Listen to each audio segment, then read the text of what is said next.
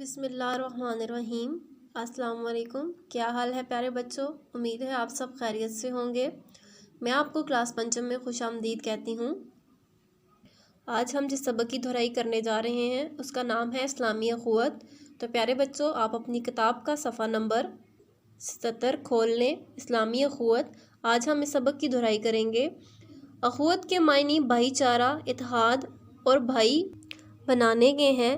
اسلامی اخوت میں ہر رنگ، نسل اور قوم کے لوگ کلمہ پڑھ کر ایک دوسرے کے مسلمان بھائی بن جاتے ہیں۔ اسلامی اخوت کے نتیجے میں منظم اور متحد مسلم امہ وجود میں آتی ہے۔ دور جہالت کے بعد جب اسلام کی روشنی پھیلنا شروع ہوئی تو اسلام کی راہ میں سب سے بڑی رکاوٹ جہالت اور غریبوں کا وحشی پن تھا، جس کی وجہ سے پورے عرب میں کسی کی جان، مال اور عزت و آبرو محفوظ نہ تھی۔ مگر جب اسلام کی روشنی پھیلی تو حالات بالکل بدل گئے، اور وہ لوگ بھی جو صرف لوٹ مار، چوری اور لوگوں کو ٹھگ لینے کا ہی کام کرتے تھے، کلمہ پڑھ کر آپس میں بھائی بھائی بن گئے اور وہ سارے برے کام ترک کر دیے جو ساری اسلامی تعلیمات کے خلاف تھے۔ یہ اسلامی اخوت کا ہی نتیجہ تھا کہ رنگ، نسل، قبیلہ، علاقائیت، زبان، امیری اور غریبی کے سارے فرق مٹ گئے اور تمام مسلمان ایک امہ میں تبدیل ہو گئے، جس کی بنیادی اصولوں میں یہ بات شامل تھی کہ ایک مسلمان کے ہاتھ سے دوسرا مسلمان محفوظ رہے۔ موحد اسلامی اخوت کی بہترین مثال ہے۔ بھائی چارے کے بارے میں قرآن میں فرمایا گیا ہے۔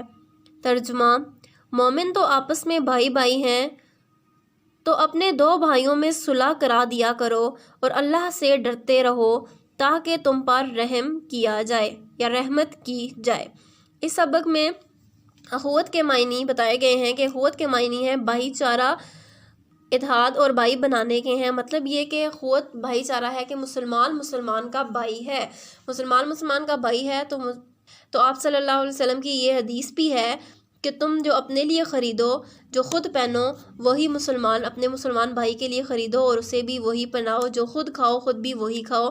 اس سے پہلے، اسلام سے پہلے زمانہ جاہلیت میں رنگ، نسل، قبیلے اور علاقے کو بہت زیادہ دیکھا جاتا تھا۔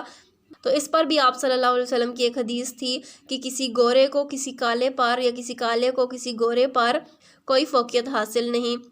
تو اسلام سے پہلے اور اسلام کے بعد یہ فرق مٹنا شروع ہو گیا تھا۔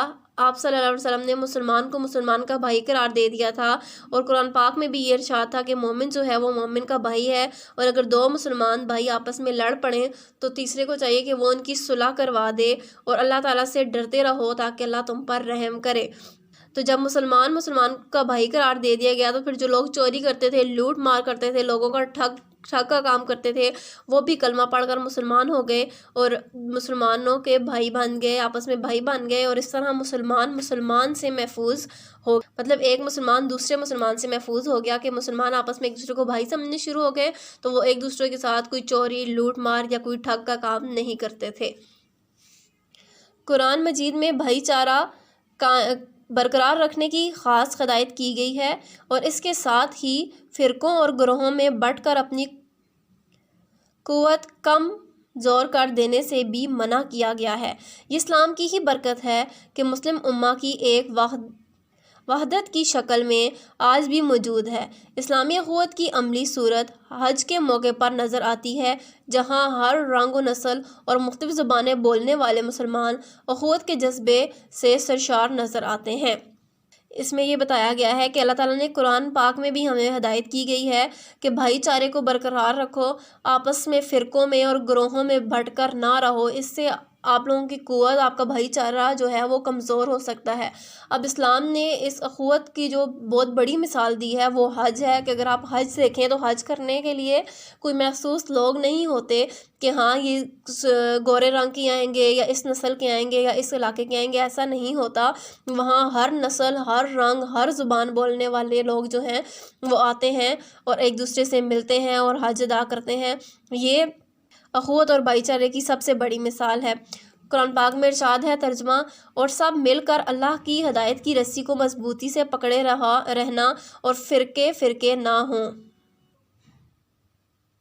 اس میں آپ صلی اللہ علیہ وسلم نے یہ بات واضح کر دی کہ کسی گورے کو کسی کالے پر کوئی فوقیت حاصل نہیں ہے، کسی گورے کو کسی کالے پر یا کسی علاقے یا کسی بھی فرقہ اس میں نہیں آتا۔ اسلام میں سب آپس میں بھائی بھائی ہیں، اور ایک دوسرے کی عزتوں کا خیال رکھنے کے بارے میں بولا گیا ہے کہ صرف وہی بہتر ہے جو تقوی اور پرہیزگاری میں آگے ہے۔ لوگوں میری بات غور سے سنو، جان رکھو کہ سب مسلمان ایک دوسرے کے بھائی بھائی ہیں، اور جو چیز ایک بھائی کی ملکیت ہے اسے دوسرا نہیں لے سکتا جب تک وہ بخوشی اسے نہ دے دے۔ آپ اپنے آپ کو ناانصافی سے بچائے رکھو۔ اور یہ بھی بات کہہ دی کہ میری بات غور سے سنو کہ مسلمان ایک دوسرے کے بھائی ہیں، اور ایک چیز جس کی مالکیت ہے وہ دوسرا نہیں لے سکتا، مطلب جب تک ایک بھائی خود خوشی سے نہیں دے گا دوسرا نہیں لے گا۔ اسلامی اخوت کی ضرورت۔ آج دنیا بھر میں مسلمانوں کی تعداد 1 ارب سے زیادہ ہے۔ اگر مسلم امہ اللہ کی رسی کو مضبوطی سے تھامے رہے اور فرقہ واریت، علاقائیت اور لسانیت میں نہ پٹے تو مسلمان ایک ناقابل شکست قوت بن جائے گی۔ ہم اخوت کی بنیاد پر ہی ترقی اور خوشحالی کی راہ پر آگے بڑھ سکتے ہیں۔ اگر ہم اللہ تعالیٰ اور اس کے نبی کریم صلی اللہ علیہ وآلہ وسلم کے بتائے ہوئے رہنما اصولوں کو ترک کر کے ایک دوسرے سے ناانصافی کرتے رہے تو نہ صرف دنیا بلکہ آخرت میں بھی ناکامی ہمارا مقدر ہوگی۔ اس سبق سے ہمیں یہ سبق ملتا ہے کہ اگر ہم اللہ اور اس کے رسول کے بتائے ہوئے طریقوں پر چلیں گے اور مسلمان ایک دوسرے مسلمان کو اپنا بھائی سمجھے گا اور اس کا خیر خواہ ہوگا تو ہم اپنی زندگی میں بہت سے کاموں میں بہت آسانی سے کامیاب ہو سکتے ہیں۔ لیکن اگر ہم ایسا نہیں کریں گے تو ہم دنیا اور آخرت میں ناکامی جو ہے وہی ہمارا مقدر ہوگی۔ میں امید کرتی ہوں پیارے بچوں کہ آپ کو اس کی پڑھائی سمجھ آ گئی ہوگی۔ آپ بھی گھر میں اس سبق کو اچھے طریقے سے پڑھیں، اور جو کام آپ کو بھیجا جا رہا ہے وہ ساتھ ساتھ کریں، کیونکہ اس کے 50% نمبر آپ کے سالانہ امتحان میں شامل ہوں گے۔ میں امید کرتی ہوں کہ آپ کو سمجھ آ گئی ہوگی۔ تو پیارے بچوں، خدا حافظ۔